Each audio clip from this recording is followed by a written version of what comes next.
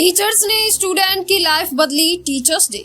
सुजानगढ़ में भारतीय संस्कृति में गुरु को भगवान का दर्जा दिया गया है। ये दर्जा ऐसे ही नहीं दिया गया है, कई बार गुरु अपने शिष्य की जिंदगी बना देते हैं।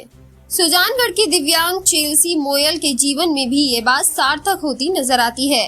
टीचर चाहे तो किसी स्टूडेंट की लाइफ बदल सकता है। ये साबित किया है सुजानगढ़ की राजकीय झव्वर बालिका स्कूल की प्रिंसिपल कुसुम शर्मा और फर्स्ट ग्रेड टीचर स्वनंदा मेहर ने। इन्होंने एक दिव्यांग स्टूडेंट को इतना मोटिवेट किया कि उसकी लाइफ ही बदल गई। कभी घर से बाहर नहीं निकल पाने वाली दिव्यांग बालिका चेल्सी अब विशेष शिक्षा में BSTC कर रही है। प्रिंसिपल ने समझाया तो माता पिता ने स्कूल भेजा। ये 2018 की बात है, जब प्रिंसिपल कुसुम शर्मा स्कूल के LDC निखिल टेलर के साथ सर्वे के लिए गई थी, तो उन्होंने पहली बार चेल्सी मोयल को देखा। तब वे घर पर ही रहती थी। चेल्सी मैडम को देखकर छुप गई। मैडम शर्मा ने उसे पहली नजर देखकर ही भांप लिया था कि उसमें कुछ स्पेशल है। मैडम ने चेल्सी की मम्मी से कहा कि उसे स्कूल भेजना चाहिए। चेल्सी की मम्मी घर का काम करती, साथ ही छोटे भाई को भी संभालती थी। पिता राकेश मोयल अपने काम में बिजी रहते थे। ऐसे में चलने फिरने में असमर्थ चेल्सी को स्कूल ले जाने और लाना बड़ा मुश्किल काम था, पर मैडम शर्मा के समझाने पर वे मान गई। नियमों के अनुसार उसकी समझ को देखते हुए चेल्सी को स्कूल में 7वीं में एडमिशन दिया गया। प्रिंसिपल कुसुम शर्मा बताती हैं कि लगातार घर पर रहने के कारण वे अंतर्मुखी सी थी। स्कूल में एडमिशन मिला तो बच्चों के बीच रहकर वे धीरे धीरे खुलने लगी। बच्चों से घुलने मिलने के बाद उसकी स्किल में बहुत सुधार हुआ। वे धीरे धीरे सामान्य होने लगी। इस दौरान स्कूल के दूसरे स्टूडेंट ने भी चेल्सी पर बहुत मेहनत की। 5 साल तक लगातार पढ़ने से वह पूरी तरह बदलने लगी। लोगों से घबराने वाली और उन्हें देखकर छिप जाने वाली लड़की स्कूल में आकर पढ़ाई करने लगी। स्कूल के सारे स्टाफ ने भी हमेशा चेल्सी की मदद की। सर, जब मैं यहाँ आई थी उस समय 11th क्लास में थी और मेरा इससे जो संपर्क है वो 12th क्लास में हुआ था।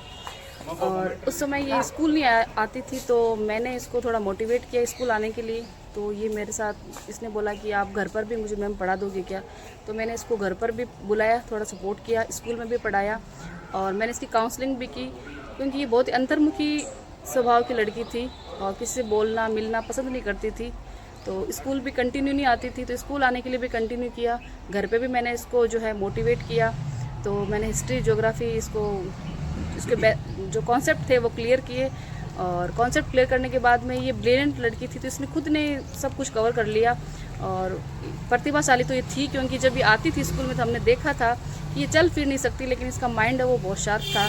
तो इस प्रकार इसके व्यक्तित्व में जो हम पूरे स्टाफ के सहयोग से बहुत ही व्यक्तित्व में निखार आया।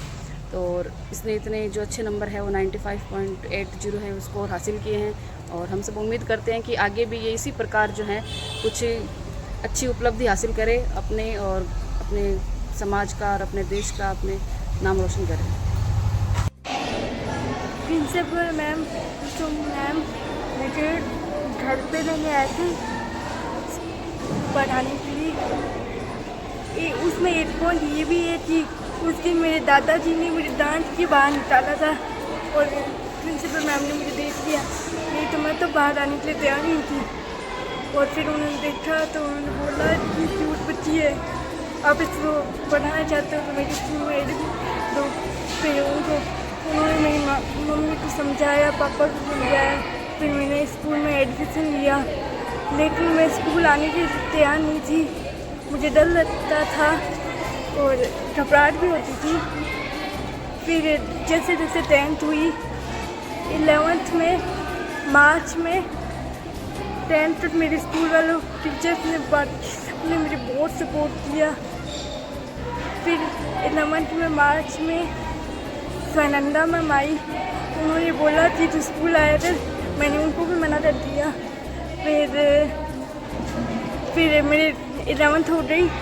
फिर 12th में मैंने उनके घर पे जाके ट्यूशन लेना चालू किया, तो वो मुझे 7 बजे से 8:30-9 बजे तक, जब तक मेरे मम्मी पापा नहीं आते थे मुझे लेने, तब तक मुझे पढ़ाते थे। और फिर उन्होंने मुझे हिस्ट्री ज्योग्राफी दोनों सब्जेक्ट पढ़ाए और बाकी सब्जेक्ट भी मोटिवेट किया, जैसे रूही टैक्सा भी पढ़ सकती हैं, यहाँ से ये पढ़ सकती है। तो फिर उन्होंने एक दिन मुझे बोला कि मैं एक्स्ट्रा क्लास से दरारी में तो ईद पर आती थी, ये चल रही तो आ जाना, नहीं तो रहने देना। फिर मैं एक्स्ट्रा क्लास में आई, मुझे बहुत अच्छा लगा यहाँ का माहौल, तो मैं स्कूल आने लग गई। और बाकी टीचर्स ने मैं बहुत मेहनत की, तो मैं 95.80% मेरे 12th में अचीव की। और मेरी मम्मी पापा मुझे लाते थे, ले जाते थे, मेहनत करते थे। मैं शिक्षिका होने पर बहुत ही गर्व करती हूँ। मैं सन 1990 से मैं अपने शिक्षिका होने पर गर्व करती हूँ। मुझे नाज है कि मैं एक शिक्षक हूँ। जिस भी क्षेत्र में मैं जाती हूँ मुझे वहाँ अपने पढ़ाए हुए विद्यार्थी नज़र आते हैं और वो भी बड़ी लगन और मेहनत से ईमानदारी से अपना कार्य कर रहे हैं। विधायक जी से लेकर उप सभापति, डॉक्टर्स, इंजीनियर्स, बैंकर्स, हर क्षेत्र में मेरे विद्यार्थी हैं। सन 2018 में प्रवेश उत्सव का कार्यक्रम चल रहा था। सारा स्टाफ प्रवेश के लिए घर घर जाता था। मेरे मन में आया, मैंने अपने कनिष्ठ सहायक श्री निखिल टेलर को बोला कि अपन भी चलते देखते हैं कि घरों से क्या प्रोत्साहन मिलता है, क्या उनकी प्रतिक्रिया होती है। तो हम जैसे ही घर में प्रवेश हमने किया, एक छोटी सी बालिका जो घुटनों के बल चल रही थी हमें देखते ही छुप गई, और उसका चेहरा जो था मुझे इतना प्रभावित कर गया कि मैंने उनके घर वालों से पूछा कि ये बच्ची कौन है जो छुप गई है। उन्होंने बताया कि हमारी बच्ची है, ये विकलांग है, पैरों से चल नहीं सकती, हाथ भी इसके काम कम करते हैं। तो हमने घर पे ही इसको अध्ययन के लिए टीचर रख रखा है, ये स्कूल नहीं जाती। मैंने उन्हें बोला कि आप इसको विद्यालय में एडमिशन करवाएं, तो उन्होंने कहा इससे समस्या होगी छोड़ने में, लाने में। तो मैंने उन्हें समझाया कि जो CWSN बच्चे हैं उन्हें यदि सरकारी विद्यालय में प्रवेश दिया जाता है तो सरकार के द्वारा बहुत सी सुविधाएं मिलती हैं, छात्रवृत्ति मिलती है, और हो सकता है कि ये आगे जाकर कुछ अच्छा परीक्षा परिणाम लाए तो सरकारी नौकरी भी मिल सकती है।